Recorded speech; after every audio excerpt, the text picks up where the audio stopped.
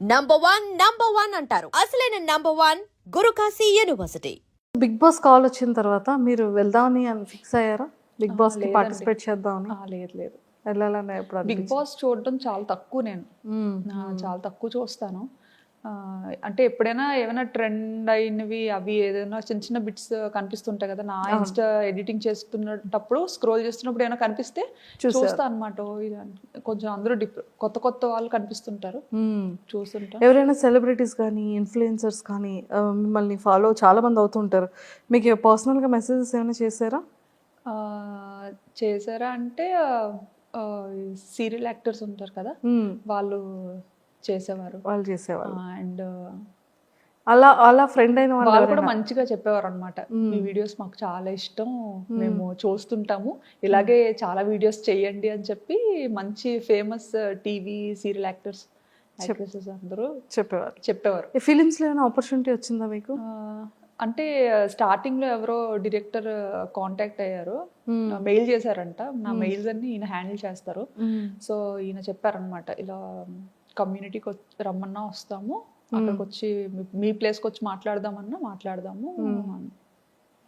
Some ఏదో ఒక solo థీమ్లో Thailand based ఒక స్క్రిప్ట్ అనుకుంటున్నాము, దాన్ని బట్టి చేద్దామా అని స్టార్టింగ్లో.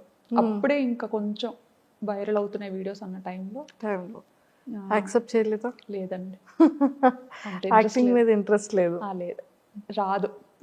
అక్కడ కూడా వాళ్ళు ఒకటి చెప్తే నేను ఇంకేటో చెప్పేస్తాను, నాకు నచ్చింది. అయ్యో ఇంకా సూపర్. సో రెవెన్యూ అంటే ఏదో తెలియని టైంలో రెవెన్యూ కూడా వస్తాదా అని ఒక టైంలో మానిటైజేషన్ ఒక్కటైతే చాలు అనుకున్నా అనమాట. అంటే ఎంత కష్టపడ్డాను కదా, ఫ్రెండ్స్ దగ్గర పరువు పోతుందని. అది కూడా. సో ఫస్ట్ రెవెన్యూ ఎంత వచ్చింది, ఇప్పుడు ఎలా ఉంది? ఫస్ట్ రెవెన్యూ 16,000 వచ్చిందండి.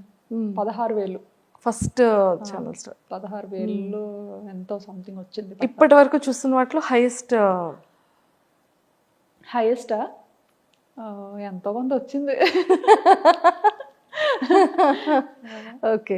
సో నాకు తెలిసి మీరు సారీస్ది కూడా, పట్టు సారీస్ది కూడా వెబ్సైట్ ఉంది మీకు పర్సనల్?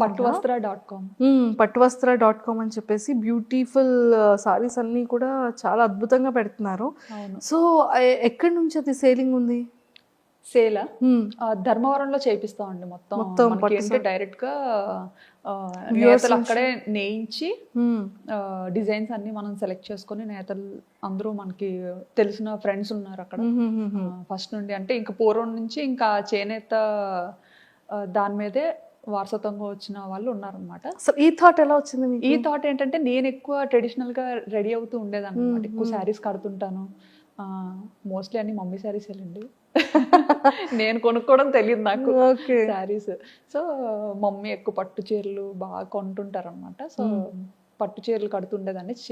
అండ్ థాయిలాండ్లో చీర కట్టుకుంటే థాయ్ పీపుల్ చాలా నచ్చేవాళ్ళు అనమాట. అంటే మన ఇండియన్ ఆడపిల్లని అసలు ఎలాగా పొగడాలనేది ఇంకా రకరకాలుగా పొగడేవారు. ఆపి మరి మీ ఇండియన్ అండ్ మంచి ఇది వచ్చేది మన ఇండియన్ విమెన్ కి. చీరలో కనిపించేటప్పుడు చాలా బాగా మీ ఇండియన్స్ ఆడవాళ్ళు, చాలా ఆడపిల్లలు పెద్ద పెద్ద కళ్ళు వేసుకొని పెద్ద పెద్ద ముక్కుతో భలే ఉంటారు, అండ్ మీరు కట్టుకునే చీర చాలా బాగుంది. ఇవి కాంప్లిమెంట్స్ చాలా మంచి. థాయిలో ఎవరైనా ఫ్రెండ్స్ అయ్యారా? థాయిలోనా కమ్యూనిటీలో పిల్లల్ని ప్లే ఏరియాకి తీసుకెళ్లేటప్పుడు కలిసేవారు. చాలా మంచిగా, చాలా కూల్ గా ఉంటారు థాయిస్ మాత్రం. సూపర్. వాళ్ళని చూస్తే ఏదో రకమైన ప్రశాంతత వస్తుంది. చాలా మంచి థాయ్ ఫ్రెండ్స్ మాత్రం. ఉన్నది ఉన్నట్టుగా మాట్లాడతారు, ఏమైనా చెప్పాలనుకుంటే చెప్పేస్తారు. హెల్పింగ్ నేచర్ చాలా ఎక్కువ థాయిస్ కి. సూపర్. సో వాళ్ళకి మన ఇండియన్ శారీస్ అన్న, జ్యువెలరీ అంటే చాలా ఇష్టం. అలా గాజులు అలా ఏవి నచ్చితే అవి అడిగేవారు అనమాట. వాళ్ళు కూడా నన్ను ఫాలో అయ్యేవారు. నేను ఎవరికి ఇలా నాకు ఛానల్ ఉందని అలా ఎప్పుడు చెప్పేదాన్ని కాదు. నేను వీడియోస్ చేస్తాను ఇలా యూట్యూబ్ అని అలా ఏం చెప్పేదాన్ని కాదు. నేనేంటంటే ఇంకా చిరికి మాటికి పిల్లలు ఏ చిరికి పనులు చేసినా ఇలా కెమెరా పట్టుకొని తిరిగేదాన్ని కదా. సో అవి చూస్తుండేవారు అనమాట. ఇంతలాగా అండ్ నేను పార్క్ లో కూడా కొన్నిసార్లు ఎడిట్ చేస్తుండేదాన్ని అరిచి అంటే అలా ఆడుకునే టైంలో నాకు ఏదైనా సరదాగా అనిపిస్తే అరిచి ఎడిట్ చేస్తుండేది అనమాట. అప్పుడు అనేవారు అనమాట, ఏం చేస్తున్నారు మీరు అన్నట్టుగా. అంటే ఇంకా ఇలా ఎడిటింగ్ చేస్తున్నా అంటే అప్పటి నుంచి ఫాలో అయ్యేవారు అనమాట. ఇంకా అప్పట్లో జ్యువెలరీ అన్ని చూసి ఇంకా అడిగేవారు అనమాట, నాకు ఇలాంటి జ్యువెలరీ కావాలి, ఈసారి ఇండియన్ అప్పుడు తెస్తారా అని. అవును. అలా చాలా మందికి ఇచ్చాను. అండ్ మీరు ప్రమోషన్స్ కూడా చాలా తక్కువ చేస్తారు కదా, చాలా తక్కువ చేస్తాను. అసలు చాలా రేర్. మనకి ఏంటంటే ఇంకా ఎవరు ఏదైనా బ్రాండ్ రిపీటెడ్ గా ఇంకా అలాగా అడుగుతారు కదా, ఇప్పుడు చూస్తాం అనమాట. అలా అడుగుతున్న every time just profile check చేస్తాం, అంత మంచిగానే ఉందా, నచ్చితే చేస్తాం, లేదంటే లేదు. సూపర్. అసలు సింగిల్ వర్డ్ కొన్ని క్వశ్చన్స్, జస్ట్ ఒక ఫ్యూ. వర్మ గారిలో ఫేవరెట్ థింగ్ ఏంటి? ఆలోచించాల్సిందే. అన్నీ ఉన్నాయా? అన్నీ ఉన్నాయి. ఓకే, అందులో మీ best favourite thing? Best favourite thing అంటే ఆయనకి ఓపిక ఎక్కువ. చాలా ఓపిక, చాలా సహనం. అంటే నా దగ్గర లేనిది ఆయన దగ్గర ఉన్నది అదే మెయిన్. నాకు చీటికి మాటికి కోపం వచ్చేస్తూ ఉంటుంది. ఆయన మాత్రం చాలా కూల్, పేషెన్స్, చాలా ఓపిక. నన్ను భరించాలంటే అసలు నిజంగా ఆ మనిషి కాబట్టి భరిస్తున్నారు, ఇంకొక మనిషి అయితే భరించలేరు. మా మమ్మీ వాళ్ళ అల్లుడు ఒక పార్టీ, మా డాడీ నేను ఒకటి. Okay, so Varma sir face లో మీ ఫేవరెట్ పార్ట్? ఐస్. ఐస్ అంటే ఇష్టం, చాలా ఇష్టం. ఎంత ఐస్. ఓకే, చాలా ఇష్టం. వర్మ సార్ తీసుకున్న ఫుడ్ లో ఫేవరెట్ ఫుడ్ ఏంటి? ఆయన రోటి పచ్చళ్ళు అంటే చాలా ఇష్టం ఆయనకి. నేర్చుకున్నారా మరి? అంటే నేర్చుకోవడం అంటే నేర్చుకోవడం కాదు, ఆయనకి అది ఇష్టం. నాకు ఎంగేజ్మెంట్ అయిన తర్వాత తెలిసిందనమాట, ఇలా రోడ్ పచ్చళ్ళు అంటే చాలా ఇష్టం అని. మా అక్క వాళ్ళు ఎవరో చెప్పేవారు. చెప్తే ఇంకా రోల్ మా ఇంట్లో లేదు అప్పుడు. అయితే మా కన్నమ్మ వాళ్ళ ఇంట్లో ఉంది, పక్కనే ఉండేవారు కన్నమ్మలు. సో ఆయన ఒక రోజు లంచ్ కి పిలిచాము. పిలిచేటప్పుడు ఆయన ఇంకా ఒక 1 hour లో అలా వస్తున్నారనగా, కన్నమ్మ నేను ఆయన కోసం నా చేత్తోనే రుబ్బుతాను, సో మీరు అన్ని ప్రిపేర్ చేసి పెట్టండి అని చెప్పి మా కన్నమ్మకి చెప్పాను అనమాట. కన్నమ్మకి చెప్తే సరే అన్ని చేసి పెడతానులేని. మంచిగా పల్లీలు రోటి పచ్చడి అంటే చాలా ఇష్టం. ఓకే, ఇంకా ఆవిడన్నీ రెడీ చేసి పెట్టారు. నేను ఇంకా వెళ్ళి ఇంకా రోల్దు అదే ఫస్ట్ టైం కదా, పట్టుకొని ఇంకా చెలరేగిపోయాను అనమాట. అంత రుబ్బింది ఈ భూమి మీద లేదు అని ఫుల్గా. అంటే ఏదో రుబ్బినప్పుడు చాలా ఈజీగా ఉంది, ఆ తర్వాత వాచింది మంచిగా, చాలా బాగా వాచింది. అదే రుబ్బాను, తర్వాత ఇంకెప్పుడు రుబ్బలేదు. ఓకే, అదే ఇంకా మా అక్కలు కూడా అదే అంటారు అనమాట, అప్పుడు ఏదో స్టార్టింగ్ లో రుబ్బావు, ఆ తర్వాత కూడా నువ్వు కంటిన్యూ చెయ్యాలి కదా, పెళ్ళైన తర్వాత మర్చిపోయావా అనేసి. సో వర్మ సార్ మీకు ఇచ్చిన ఫస్ట్ సర్ప్రైజ్ ఏంటి? మీరు ఇచ్చిన ఫస్ట్ గిఫ్ట్ ఏంటి? నేను ఆయనకి ఒక వ్యాలెట్ ఇచ్చాను అండ్ బెల్ట్. అంటే ఏమిస్తాం అసలు, చాలా ఇంపార్టెంట్. అసలు వాలెట్ అనేది చాలా సెంటిమెంటల్, అందరికి ఇచ్చేది కాదు అది, ఎక్స్పెషల్ మన. అసలు నేను అనుకున్నాను అనమాట, ఆయన నాకు ఫస్ట్ ఏంటంటే ఒక ఆన్లైన్లో ఆర్డర్ చేశారో ఏం చేశారో మాత్రం ఒక మంచి రోజు ఒక పార్సల్లో వచ్చిందనమాట.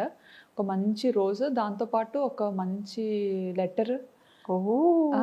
ఏం రాశారు లెటర్లో? చెప్పకూడదు, ఖచ్చితంగా ఐ లవ్ యూ అని అయితే ఉంటుంది. ఇంకా అసలు యాక్చువల్లీ ఏంటంటే ఫొటోస్లో చూసి నాకు నచ్చలేదని చెప్పేసా అనమాట. సంబంధం వచ్చినప్పుడు ఇలాగా మనకి ఇక్కడ దగ్గరలోనే ఉంటారు తను, కానీ ఇక్కడ ఉండరు, తను వర్క్ చేయడానికి మైసూర్లో ఉంటారు.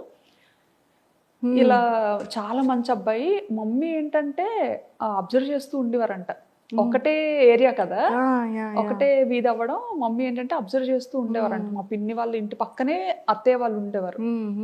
సో ఉన్నప్పుడు ఆ పిన్ని వాళ్ళ ఇంటికి వెళ్తూ మా పిన్ని చెప్పు, ఈ అబ్బాయి చాలా మంచి అబ్బాయి, అలా ఇలా అని తెగ పోడేస్తుండేవారంట ఈయన్ని. ఇంకా అక్కడ ఒక మామగారు కూడా ఉంటారు, ఆయన అయితే పిల్లడు సూర్యుడు ముఖం కూడా ఎరగడు అన్న ఒక టైటిల్ వచ్చింది ఆయనకి. సో అక్కడ అందరి దగ్గర మంచి నేమ్ ఉందన్నమాట. చాలా కామ్, కూల్, బాగా చదివేవారు. నాకు ఆయనకి అసలు ఎలా సెట్ అయిందో అదే అనిపిస్తుంది అనమాట. బాగా మంచి టాపర్, దేవుడు అలా రాసేసాడు. సో సార్ మీకు ఇచ్చిన గిఫ్ట్ లెటర్ అండ్ రోజు, దాంతోపాటు చాక్లెట్. చాక్లెట్ బాక్స్ ఒకటి. అది రాగానే మా చెల్లి దాన్ని పడిపోయింది అనమాట, నాకు కావాలని. ఎట్టి పరిస్థితుల్లో ఇవ్వను, ముట్టేదే లేదు. మా ఆయన పంపించారు. మా ఆయన పంపించారని ఫోటో చూసి వద్దన్న అనుకున్నాను కదా. అంటే ఫోటో ఏంటంటే నాకు గుండు ఫోటో పంపించారు పెళ్లి చూపులు. అయ్యో, అందులో నాకు విలన్లా కనిపించారు అనమాట ఆయన. నన్ను ఏంటంటే నేను కాలేజ్కి వెళ్ళిన స్టార్టింగ్ లో నన్ను ర్యాగింగ్ చేసిన అబ్బాయి సేమ్ అలాగే ఉండేవాడు. నాకు చూడగానే అబ్బాయి గుర్తొచ్చాడు అనమాట. అమ్మ నాకొద్దు నేను చేసుకోను అని చెప్పి.